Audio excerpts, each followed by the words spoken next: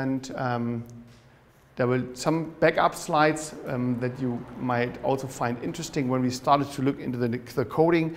The question was really, how helpful is the coding in certain environments, right? We called it at that time cautious view on network coding and from theory to practice.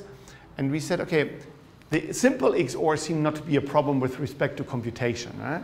But more energy is used later for actual coding. And when you see here the power values for coding and idle and the energy value per bit, then you could see number of operations. If you have one XOR, it's quite low, right?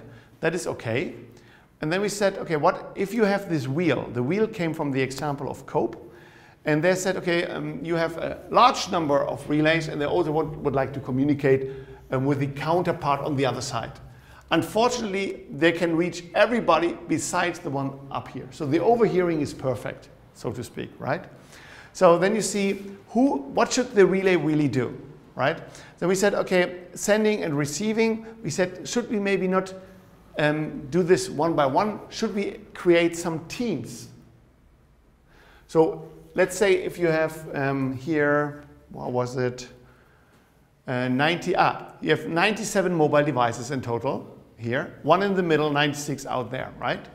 So what we could do is everybody sends once, so 96 times.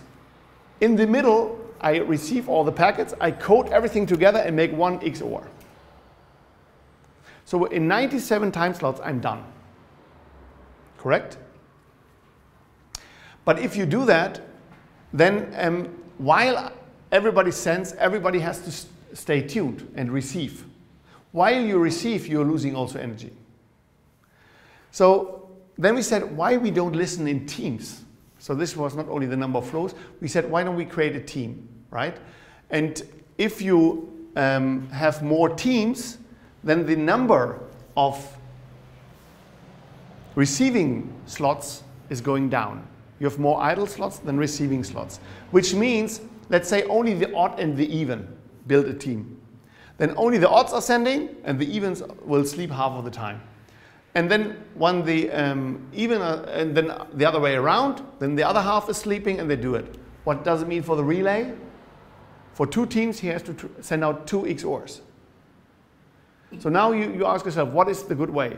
How many teams should I build in this case, right? This was more a philosophical problem for us, but we wanted to understand, is it always good to code? Should we code as much as possible together? And then we said, okay, let's look at the wheel example and say, okay, we have here the normalized energy and we have the spent time slots. There's pure network coding there and pure relaying, which is here. So a lot of time slots if you do pure relaying, but normalized energy is not so high. And here it's quite high. And in between, if you build the teams, you're going up like this. And you have even something here is the best what you can do in energy. The best you can do in time, of course, is here. But in energy, you can go down here. And here, we are not considering that idle would cost us something. So now is the question, what is your RF baseband consuming for a type of energy? Nothing or a little bit. So the same result what we have here, if you now look at the idle power and say idle power also will cost you something, right?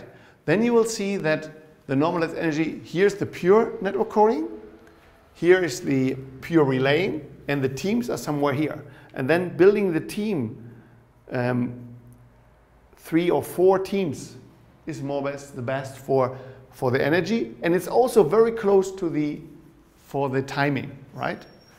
Just to explain you this a little bit, here we have a clumsy example. We have now Alice and Bob in blue, Alice and Bob in orange, Alice and Bob in red, and here in greenish, right? They're all lying in the same room. So if they want to exchange packet, we could say, okay, here's the cluster, the first cluster, 1, 2, 3, there's 1, 2, 3. They do sending, coding, XORing, and sending my own packet, broadcasting it, right? So it's Oh, sorry, they're not coding. First is 1, 2. Alice, so the station 1 is forwarding to 2. He has the packet, he will forward it. Then the same 3 will give it to here and forward it. And then we have 1 broadcast, which are 5 packets. There's no coding involved in the first step. And then you see how many are sending, receiving, and idle in one activity matrix. This is this, right? All active matrices. And then for sending and receive it, there are 20 sending. So if you count them, 1, 2, 3, 4, 5, 6, 7, 8, 9, 10, 11, 12, 13, 14, 15, 16, plus 4 broadcasts, which is also sending, so 20 times sending. And 24 are receiving, and 16 are idle. Huh? And then there are also, if you look at the whole matrix, you also have 180 other things that are idle all the time. So in sum, you have 20 sending, 24 receiving, and 196 in idle mode. So now is the question, what is the cost of idle mode? If I now start to say, okay, wait a minute, for the instead of forwarding, I do now the coding, the classical digital interflow network coding, what will happen, the cluster here from 5 will shrink down to 4, right? Because sending, XORing, and broadcasting later. So there are 2 broadcasts involved. And then you see from the numbers, sending goes down, So sending goes down. The number of receiving plot stays the same. But now the number of idle slot goes down because you don't need all the time slots anymore due to the coding. What happens if you don't code only in your cluster? What if the number 2, for example, would code for all the others, right? Then you have something like this. So now everybody sends. Number 2 will overhear all of the packets and send out a coded packet, right? And what you will see then, it only needs 1. Now he only needs 13 time slots. So therefore 13 times sending. Only 1 station is sending at the same time. So the number of receivings goes up dramatically. The number of idle slots goes down again. So if you then look at the results, normalized energy for pure relaying, coding in teams, or pure coding, which means full coding, then you see, okay, if idle is considered as well, then the best one is coding over the 1. But if idle does not count anything, then just by coding you make it worse, right?